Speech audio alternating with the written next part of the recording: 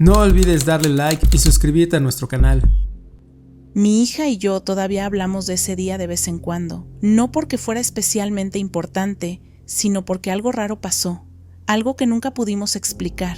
Y cada vez que lo recordamos, volvemos a repasar los detalles una y otra vez, como si fuéramos a encontrar la pieza que falta. Pero no aparece. Era un sábado a mediados de septiembre, hace un par de años. Yo tenía 42 en ese momento, y mi hija, Emma, acababa de cumplir 13. Habíamos ido a Londres, Ontario, para visitar a mi hermana y pasar la tarde con sus hijos. Nada fuera de lo común. Una de esas salidas tranquilas, con charla, café y quejas de los chicos por tener que socializar. La vuelta la conocíamos de memoria. Literalmente, habíamos hecho ese trayecto entre Londres y Kitchener decenas de veces, quizá más. La autopista es larga, sí, pero el tramo entre esas dos ciudades es bastante directo y fácil de seguir. Siempre tomábamos la misma salida, la primera de Kitchener. Apenas pasas Cambridge. Es casi automático. En el auto íbamos charlando sobre cualquier cosa, creo que de música o de una serie que ella estaba viendo. Todo iba normal, el tráfico estaba tranquilo. Emma me dijo que tenía muchas ganas de ir al baño. Le respondí que no se preocupara, que en 15 minutos estaríamos en casa. Le dije, la próxima salida es la nuestra, aguanta un poco más. Así que seguimos manejando. Estábamos atentas, incluso más de lo normal, porque ella estaba apurada por llegar. Íbamos mirando los carteles, esperando ver el nombre familiar, pero no aparecía. Seguimos y seguimos. Nada. La charla se fue apagando. Emma empezó a incomodarse más. Yo también, pero por otro motivo. Me empezaba a parecer raro. Esa autopista está bien señalizada y uno se aprende de memoria dónde están los puentes, las entradas, las curvas. Pero todo lo que veíamos era campo. Campo, árboles, más campo. Una recta interminable que no tenía sentido. De repente, veo un cartel con una salida, pero no era la que esperábamos. Era una que, en teoría, debería venir después de haber pasado por Kitchener. Me quedé en silencio unos segundos y Emma me miró. Me preguntó, «Mamá, ¿no nos pasamos?» Y yo solo atiné a decirle, «No tiene sentido», porque no era como si nos hubiéramos distraído y perdido una salida. Number. Habíamos pasado por 4 salidas, incluyendo 2 ciudades grandes, sin ver ni una sola, y habíamos estado mirando. Eso fue lo que más me desconcertó. No hubo ningún túnel, ningún desvío, ningún cartel tapado, nada. Era como si ese tramo entero no hubiera existido, como si lo hubiéramos atravesado sin estar ahí. Finalmente, paramos en un Tim Hortons, en una salida que no reconocíamos del todo.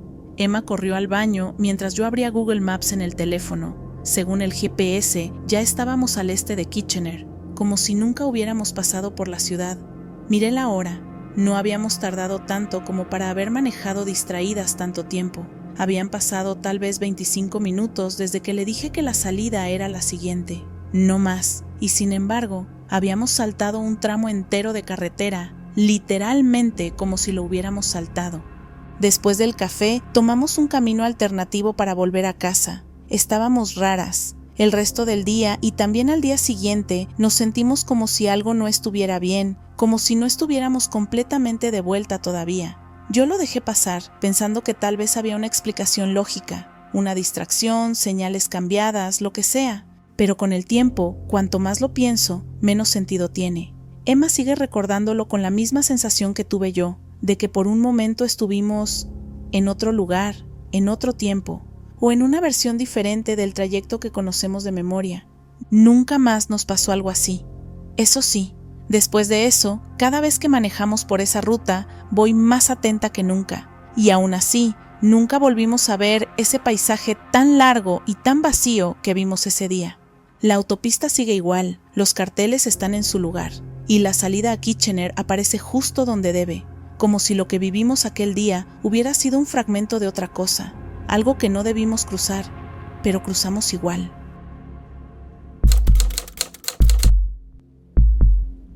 Esto que les voy a compartir me pasó hace unos años, una noche cualquiera, pero todavía lo recuerdo como si acabara de pasar. Era tarde, entre la 1 y las 3 de la madrugada. Estaba manejando de vuelta a casa después de visitar a un viejo amigo que vivía en el otro extremo del estado. Él y yo nos conocíamos desde la secundaria, pero últimamente nos veíamos poco. Esa noche nos quedamos hablando más de lo que pensé y no quise quedarme a dormir porque tenía que trabajar al día siguiente. El trayecto era largo pero familiar, una carretera secundaria que cruza por la parte trasera de varios condados del sur profundo. De esos caminos donde lo único que ves por kilómetros son árboles, campos y de vez en cuando unas casuchas viejas agrupadas bajo un foco de luz que apenas logra vencer la oscuridad. Ya había hecho ese camino varias veces, incluso a esa hora, así que no me preocupaba. Solo era cuestión de aguantar el cansancio, poner algo de música fuerte y pisar un poco más el acelerador. A esa hora casi no hay tráfico. De día ves uno que otro coche, alguna pickup, algún tractor arrastrando lo que sea, pero de noche es como si todo el mundo desapareciera. Todo iba bien hasta que llegué al puente. Un puente de concreto, largo, pero sin nada raro. No es de esos puentes cubiertos ni antiguos, ni tiene fama de embrujado ni nada por el estilo. Cruza una zona de pantano con árboles que crecen pegados al borde y que hacen que el camino parezca una especie de cañón oscuro, una grieta que se traga la luz. Lo había cruzado muchas veces antes, y aparte de ser algo más largo de lo normal, no tenía nada especial. Pero esa noche, algo estaba raro. Hacía calor, de ese calor pegajoso del sur, y como la temperatura estaba bajando un poco, se había levantado algo de niebla. No mucha, pero lo suficiente para que tuviera que apagar las luces altas y seguir solo con las luces bajas. Nada grave. Manejaba rápido, como siempre en ese tramo, pero noté que el puente parecía no terminar nunca, como si el camino se hubiera estirado. Miraba hacia adelante y pensaba, ya debería haber salido de acá, pero seguía, y la niebla, en vez de disiparse, parecía cada vez más densa, y ahí fue cuando lo vi. A lo lejos, sobre la otra acera del puente, vi a alguien caminando. Al principio no me pareció nada raro. Un tipo caminando por la noche, quizás alguien que vive cerca y va de regreso a su casa. Aunque no se veían casas a la vista, ni luces, ni autos estacionados. Nada. Solo él, caminando solo, en medio de la nada. Empecé a reducir un poco la velocidad, más por precaución que por otra cosa. A esa hora y en un sitio tan oscuro, no querés que alguien borracho se te cruce de golpe. Pero mientras me iba acercando, me di cuenta de dos cosas que me helaron la sangre. La primera, lo que llevaba puesto parecía una camisa de fuerza. Sí, una de esas blancas, con las mangas largas y los tirantes sueltos arrastrando por el suelo.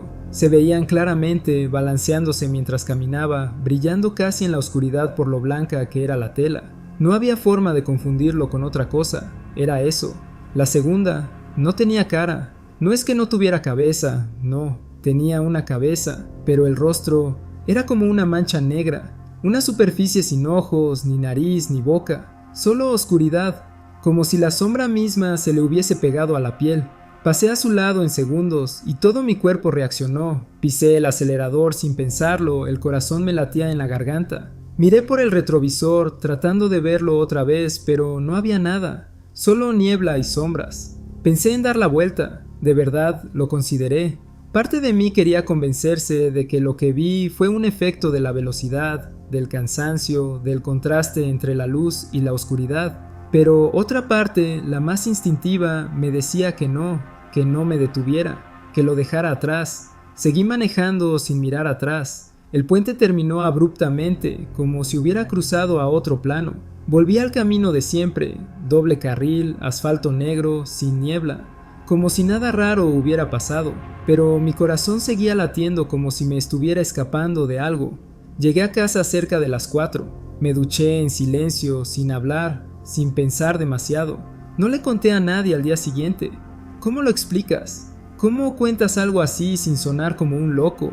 Y sin embargo, cada vez que vuelvo por ese camino, y lo he hecho varias veces desde entonces, el puente sigue ahí, largo, silencioso, igual de oscuro, pero nunca más lo crucé de noche. Algo en mí no me lo permite. Esto ocurrió hace unos años, pero todavía lo tengo grabado con una claridad extraña, como si hubiera pasado ayer. Estaba organizando una salida de campamento con mi novio. Nada lujoso, solo una noche fuera, en una zona bastante alejada, sin señal de celular ni nada. Necesitábamos desconectar un poco del ritmo del trabajo y de la ciudad, y ya habíamos ido antes a ese lugar, así que no me preocupaba demasiado. Me llevé lo básico: linterna, abrigo, comida, cargador portátil por si acaso, lo de siempre. Esa mañana, justo antes de salir, mi mamá me llamó. Me dijo que mi abuelo iba a hacerse una cirugía menor, algo rutinario, sin mayor riesgo. Lo conocía bien, era de los que se quejaban poco y bromeaban mucho. Siempre tenía alguna historia de cuando era joven y solía contarme que, si llegaba a los 90, lo celebraría con una botella de vino en una mano y una pizza en la otra.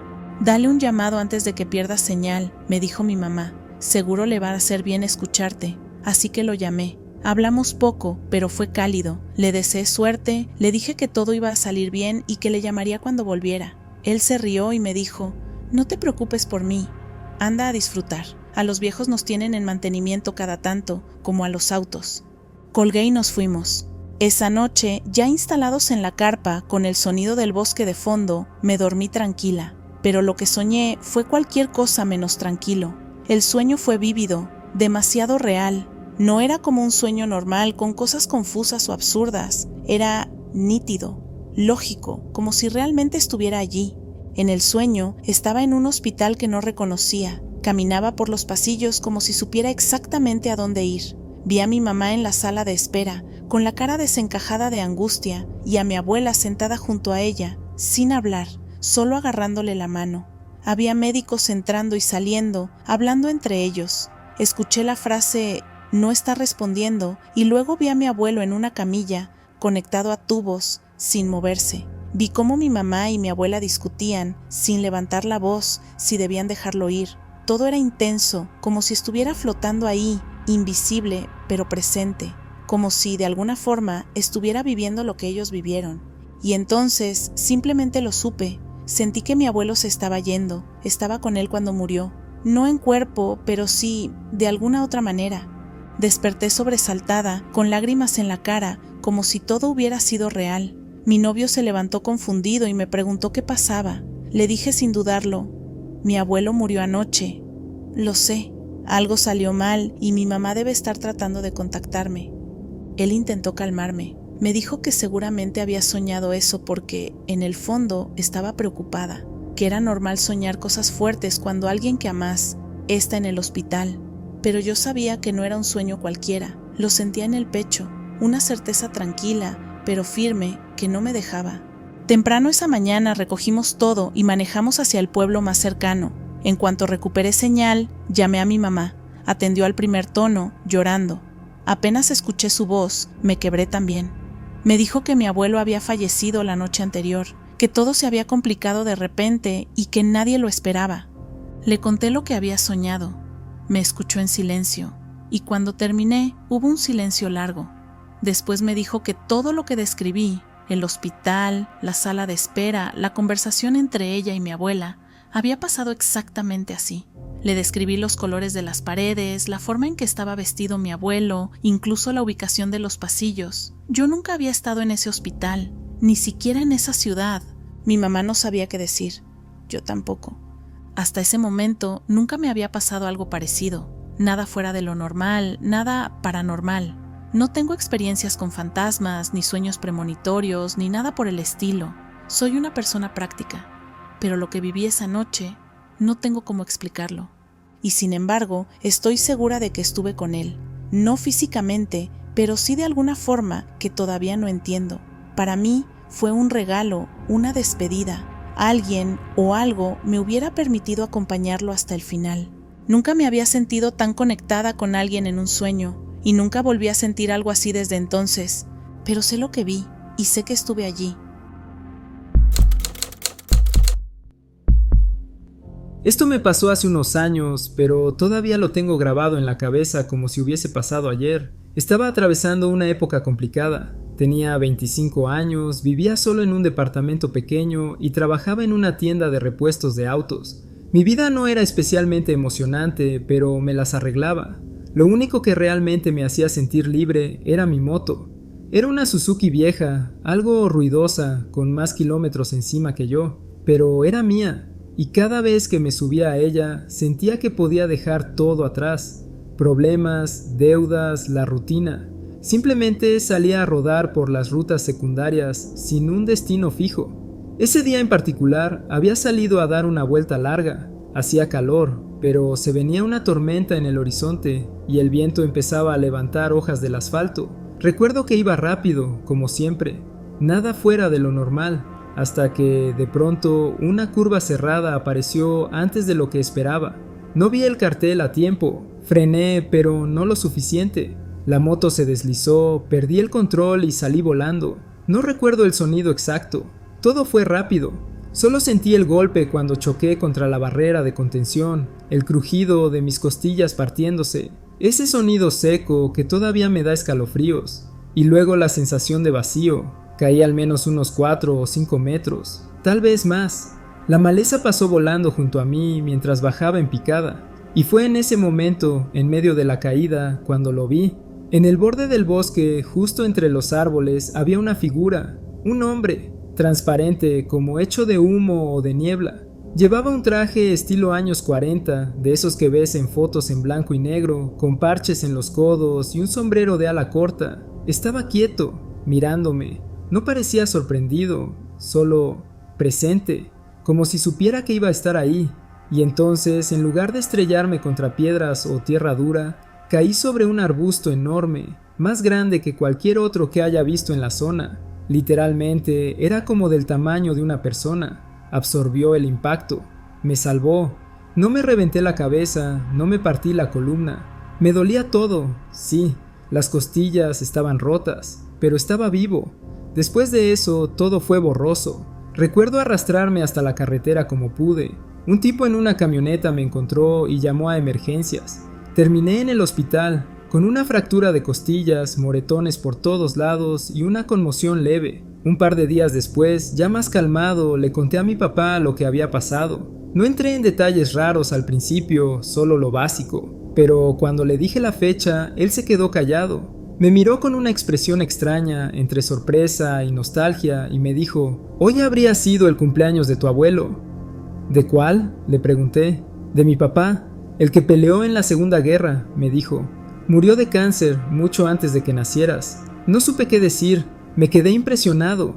Nunca lo conocí, ni siquiera había visto muchas fotos suyas. Pero esa figura en el bosque era como si hubiera estado cuidándome, como si supiera que iba a pasar algo y estuvo ahí para asegurarse de que saliera con vida. Desde entonces no volví a tener ningún accidente grave, ni ninguna visión extraña.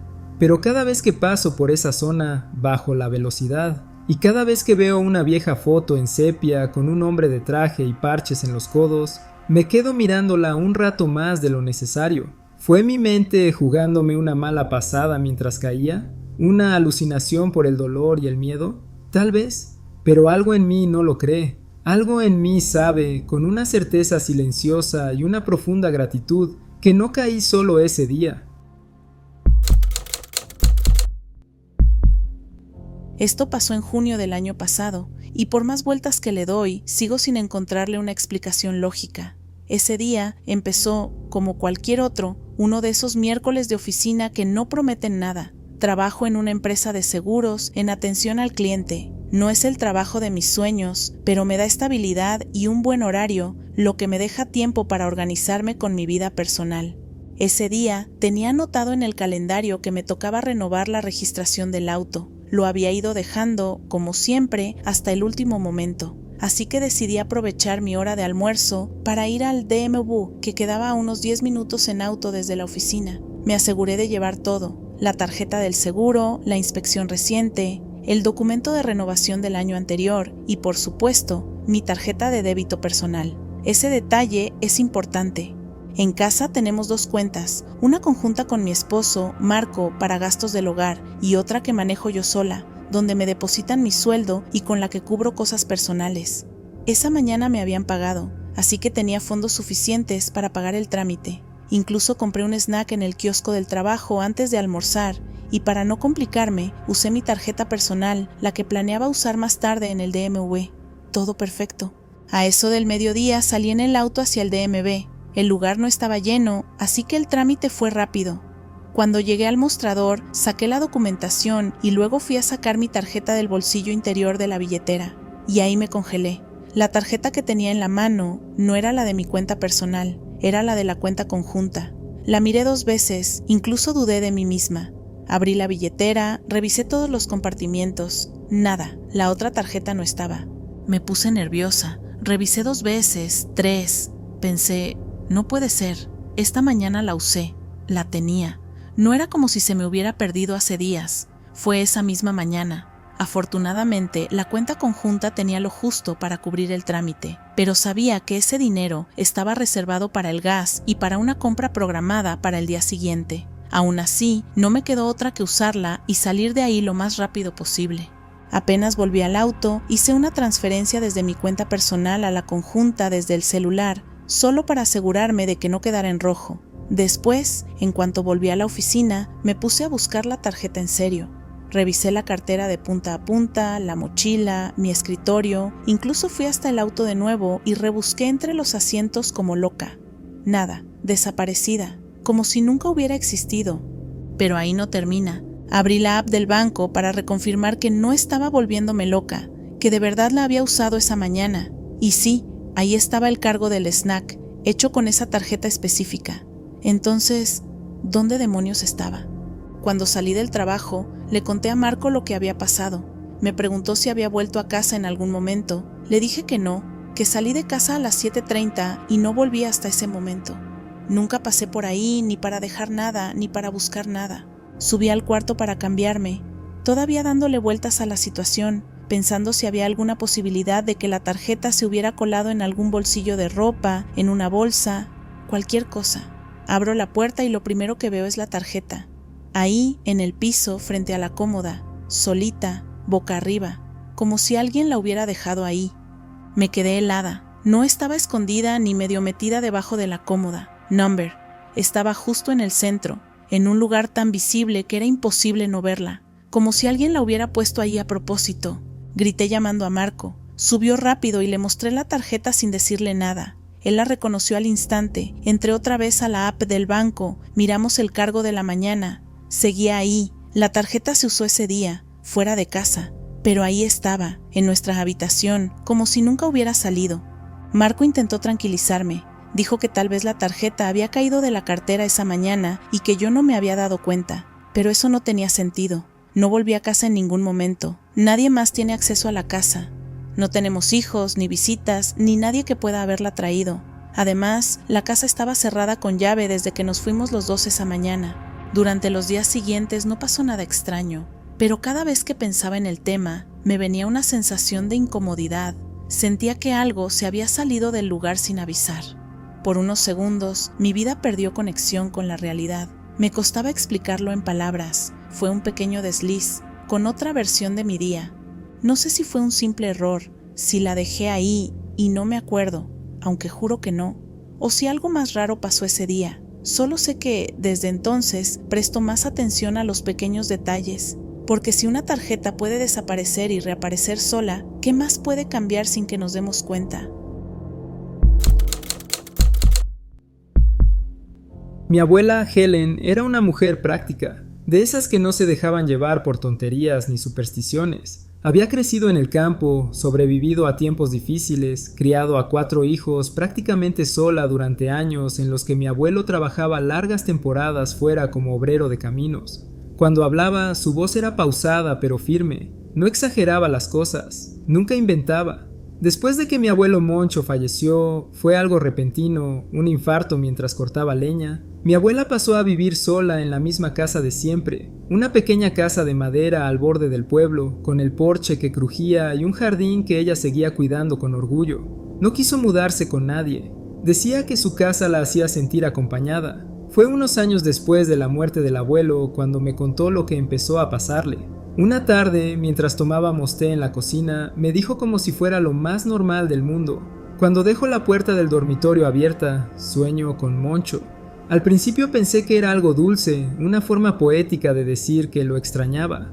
Pero no, ella lo decía literalmente. No es solo que sueño con él, me aclaró. Es como si viniera, entra, se sienta en la cama. A veces no habla, a veces me dice algo, y siempre pasa lo mismo, solo sucede si dejo la puerta abierta al dormir. ¿Y te molesta o te asusta?, le pregunté. No, es raro, no me da miedo, pero me deja inquieta. Así que empezó a dormir con la puerta cerrada, y según ella, los sueños, o lo que fuera, se detuvieron por un tiempo. Los años pasaron y con ellos también su salud empezó a deteriorarse. Se volvió más frágil, más delgada y dormía cada vez más. Pero su mente seguía clara, la visitaba cada vez que podía y nuestras conversaciones seguían teniendo ese mismo tono entre lo cotidiano y lo íntimamente extraño. Unas semanas antes de que muriera, en una visita donde ya se notaba que no le quedaba mucho tiempo, me dijo algo que todavía me acompaña. Estábamos sentados en su sala, llovía afuera, y ella me miró con esos ojos azules que nunca perdieron intensidad, y me dijo, ahora él entra incluso con la puerta cerrada. Me quedé en silencio.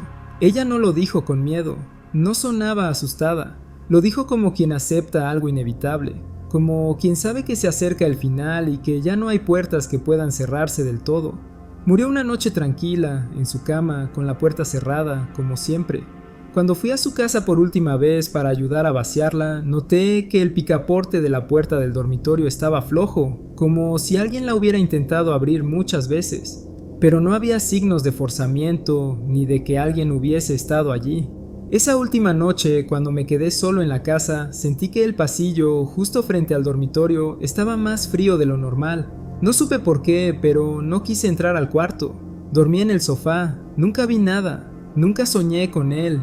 Pero desde entonces, cada vez que cierro una puerta antes de dormir, me acuerdo de su voz diciéndome, ahora él entra incluso con la puerta cerrada, y no sé si me reconforta o me inquieta, tal vez ambas cosas. Antes de terminar este video, queremos darnos la oportunidad de saludar y agradecer a nuestra comunidad de tenebrosos. Valoramos mucho su apoyo, cada suscriptor, cada comentario, cada like, nos motivan a seguir creciendo y mejorando. Ustedes nos dan la oportunidad de hacer algo que nos apasiona. Y recuerden que si tienen una historia para compartir con nosotros, no olviden enviarla a nuestro correo electrónico que está en la descripción. Nos vemos en el próximo universo.